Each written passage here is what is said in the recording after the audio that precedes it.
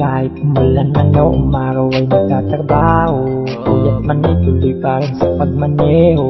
Ganyan ang buhay, tracking kung magsakripisyo. Anumang pagsubok ay lagi lang positibo. Kahit ano, basta para sa anak mo. Kahit ano, kayang biyahe sa mandako. Hindi yan matatanggihan kahit malayo. Basta para sa pamilya, hindi susuko. Babaybayin nila kahit na gano'ng kalayo. Ganyan ang kalsadang hanap buhay.